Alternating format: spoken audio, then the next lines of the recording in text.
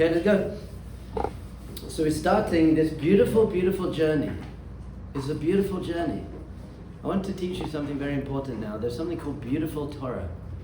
Sweet Torah. People think learning Torah is all about halakha, laws, and Gemara, which is commentary on the Mishnah and Mishnayot and Musa, personal development. And you know what? Those are all very, very wonderful and very important. But there's something called sweet, beautiful Torah, which is just meant to make you breathe a little bit deeper and smile a little bit more. You're like, that's nice. Sweet Torah. Nice. So this is sweet Torah. Sweet Torah is about your heart. Lots of Torah learning is about your head, understanding, and your head is very, very important. But lots of Torah learning is called panimiyut. Panimiyut means internal. Panimiyut. And in our life, even when we're learning the intellectual parts of Torah, you have to ask yourself, well, what's the panimiyut? What's the inner idea behind this? So for example, we have a halakha, a rule. You're meant to put on your right shoe first and then your left shoe.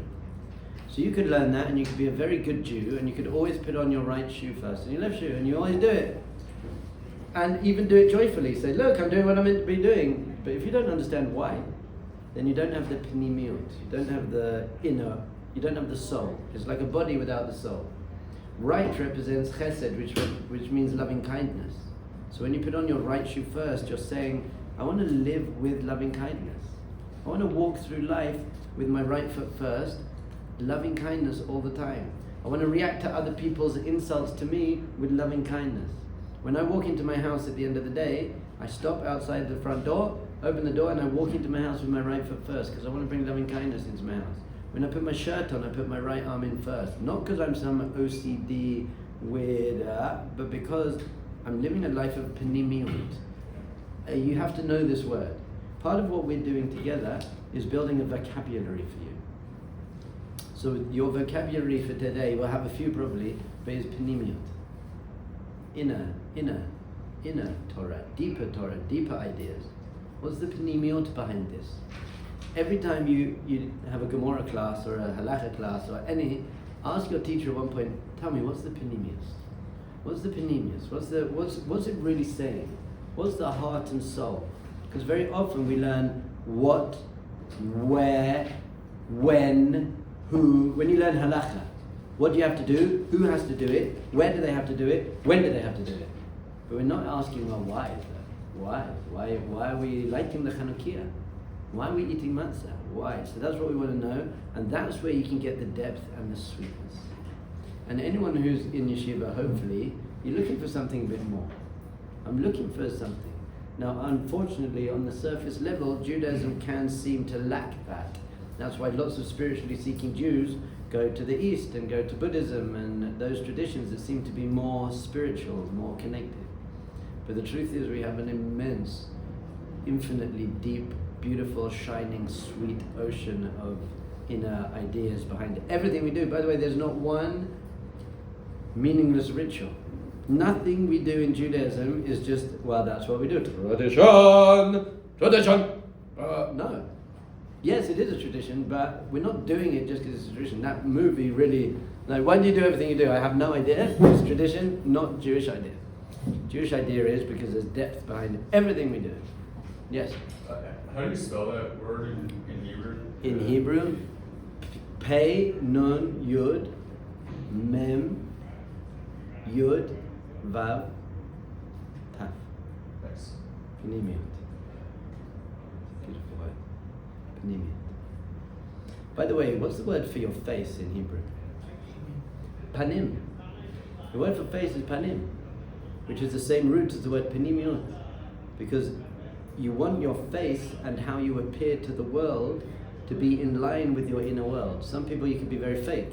Show one face, be different inside. It's called being two-faced. Ah, wow. This is what it means to be two-faced. You have one type of panimiyut and then one type of face. But you want to, and it does come out in your face.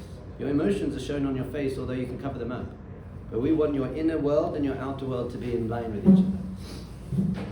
So that's what we're trying to do, find a little bit of more panemius. So we said yesterday, we have to start with the goal in mind. And the goal is one thing, to serve Hashem.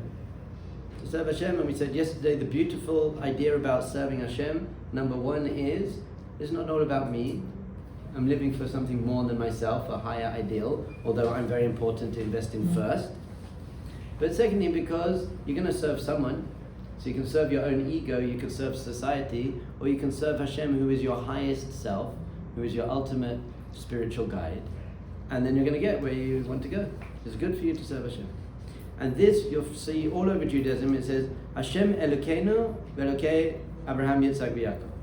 At the beginning of the Shemona Esrei we say, Baruch atah Hashem Elokeinu ve'Elokei Avoteinu. Blessed are you, Lord our God, our King and King of our forefathers. It's teaching us a very important idea that Hashem is yours. Before Abraham, Isaac and Jacob, you have your own personal relationship with Hashem. You go directly to Hashem. You don't need an intermediary. Because someone's got a black hat and you don't, it doesn't mean they're closer to Hashem. Someone's got a beard, it means they're closer to Hashem. But it's not true, Benny. But you have your own personal relationship with Hashem. When my daughter was about 4 years old, we were walking together. I was taking her to kindergarten. Saw a picture of Rav Odessa. He's the Breslev guy. And my daughter said, "Who's that, Abba?" I said, "It's Rav Odessa. He's a follower of Rabbi Nachman." And she said, "Oh, who do we follow?" So I said, "Well, we follow anyone really, Hasidic, not Hasidic, Sfadi, Ashkenaz, anyone who we believe is a good person and has good things that they can teach us to come closer to Hashem." So we're klali, we're more general. We don't go on in one. Anyone who can help us come closer to Hashem is a good person. But then I said to her, "But I want you to know it's your relationship with Hashem. So when you grow up, if you want to be Breslev, Chabad, Yeshivish, whatever you choose, you have to find your own path in serving Hashem." Very important, by the way, to tell your kids that. I don't need my kids to be like me. I say you've got to find out who. You've got to have your own personal, individual connection to Hashem. And where does that come from? Your heart. It says in the Gemara, Rachmana liba boy, Hashem just wants your heart. So if your heart is pure and yearning, then that's a very beautiful thing. It doesn't matter what you look like externally. It's what's going on internally. Hashem cares about your panimiyot. Now, why do I wear a white shirt and have things like that? Why is my chitzaniyot, my external world like it is? Because I think that helps my panimiyot. I do things on the external level to help me grow the internal world that I want to grow. That's it. Not the other way around. I'm not trying to deceive people with my external world. Even with your football team, you go to the football match, you wear your jersey of the football team. You wear the cap. New York Yankees cap. So I wear my cap. This is my cap. This is the team I support. But I just got to say this because it's very important. We don't judge other people by their kippah, if they wear one, if they don't wear one, if it's knitted, if it's blue, white, pink. It doesn't matter. The fact that they're saying, you know what, I'm part of this team.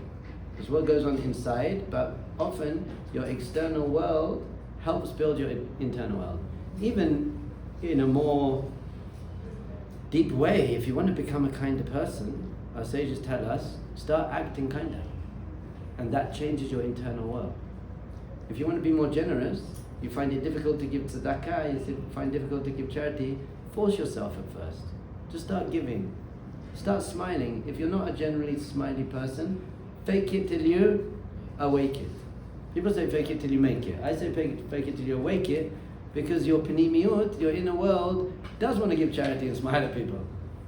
So we have a very important concept in Judaism, which is using your external being in order to create an internal way. Even your physiology, how you sit and how you breathe.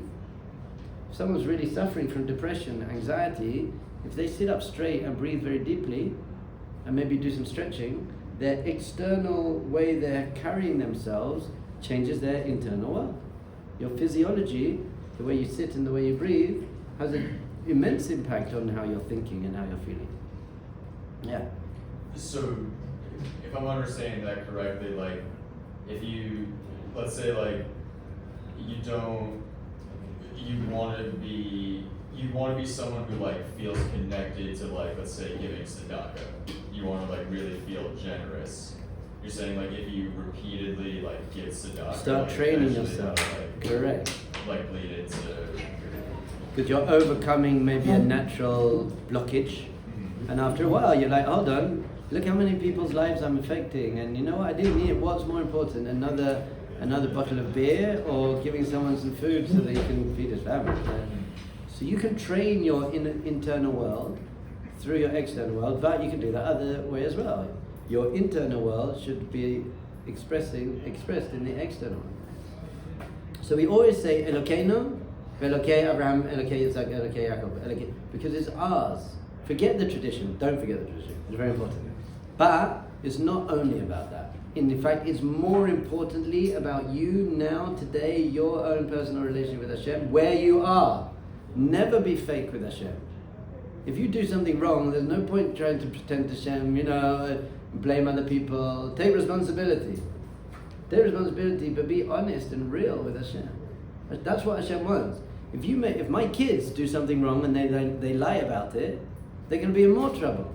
I want them to come and say, you know what, I messed up, I'm sorry I messed up. If they say that, they'll be in a bit of trouble, but not so much, because they owned it. So Hashem just wants you to be real. Just be real. Famous story, Rav Levi Yitzhak of Bedichev.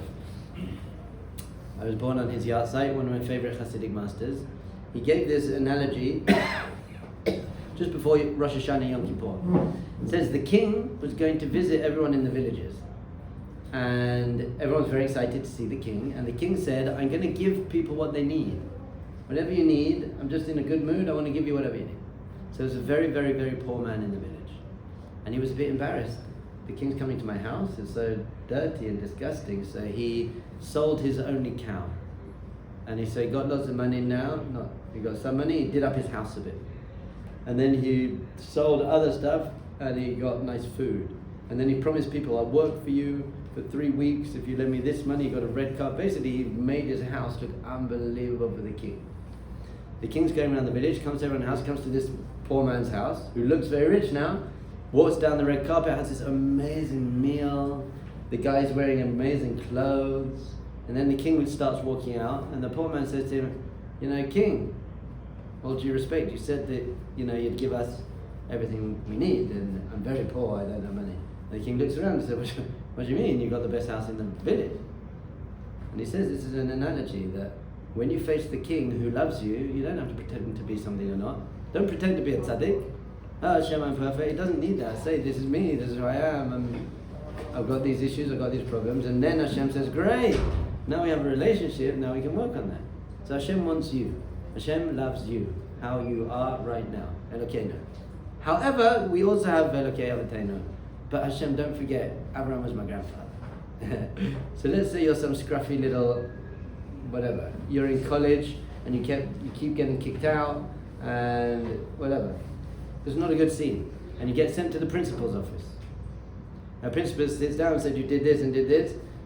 And it happens to be that your grandfather was the principal's best friend and saved his life and did everything for him. And you say, you know what, principal, I'm Chaim's grandson. At that point, the principal might say, okay, right, we're going to give you another chance. For Chaim, I'll give you another chance. But you better live up to it. So when we say our God and God of our fathers, that's what we're saying. Hashem, I want the relationship. When I was up there a little bit, how much did Abraham do for you? You know how much Abraham did for Hashem? Can you do anything for Hashem? Does Hashem need anything? Can you do anything for Hashem? Absolutely. Hashem needs you. Of course Hashem needs you. Let's do this very quickly. Get me a Chumash. Chumash, Bereshit. Does it got Rashi in there? I don't think it has Rashi. Does anyone got that Chumash with Rashi? Get me a Chumash with Rashi. It's my favorite Rashi. This is going to blow your mind, by the way. Going to blow your mind. So if you're a very good yeshiva robot and someone says, does Hashem need anything? Can you do anything for Hashem? You'll say, no. If you're a good yeshiva robot and someone says, can you do anything for Hashem? You'll say no. But if you're not a yeshiva robot and you learn this Rashi, you'll be like, of course I can do something for Hashem. Hashem needs you. Watch this. Abraham is sending Eliezer, his servant, to go and get a wife for Yitzhak, his son.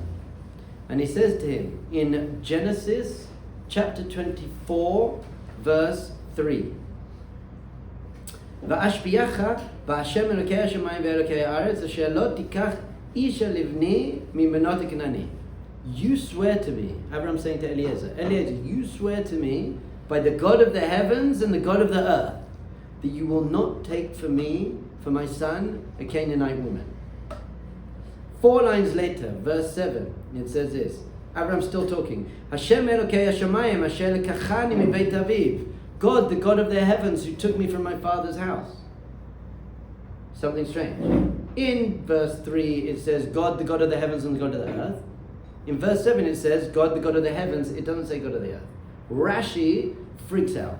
Speeds onto the page. Like, what's going on here? And he says this. Hashem Elokei Hashamayim asher lekachani mibeit aviv. God, the God of the heavens, who took me from my father's house. V'lo amar Elokei haaretz. But he didn't say the God of the earth. V'lamala, and above them, in the third pasuk, Hu amar ashbiach be'elokei hashamayim ve'elokei haaretz. In 4 verses ago, he said God of the heavens and God of the earth. Here, he just says God of the heavens, doesn't say God of the earth. Why? Listen to this, it's going to blow your mind. Abraham says, Achshav hu Elokei hashamayim ve'elokei haaretz. Now, God is the God of the heavens and the God of the earth. Now. Why? Sheher galtiv b'fiv abriut, because I taught everyone about him. Literally, I made everyone speak about him. Here galtiv, I made people are now habitually saying Hashem's name. Abraham's time, before Abraham's time came along, you said to someone, how are you? And they would say, yeah, not too bad. After Abraham came along, you'd say, how are you? They'd be like, Baruch Hashem. Bezrat Hashem.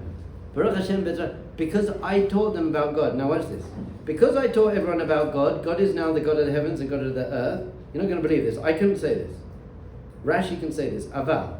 Kishilakachani mibeit aviv, when he took me from my father's house, Haya Elokei Hashamayim, he was the God of the heavens. V'lo Elokei haaretz. He wasn't the God of the earth. Until I came and made him God of the earth. I crowned him God of the earth. God needed me. Now, God doesn't need us to do that. Actually, he could just destroy the universe. But God created the universe in a way that he needs us. That's the most powerful idea you'll ever hear in your whole life. For example, I had lots of guests for Shabbat lunch. And we had amazing food.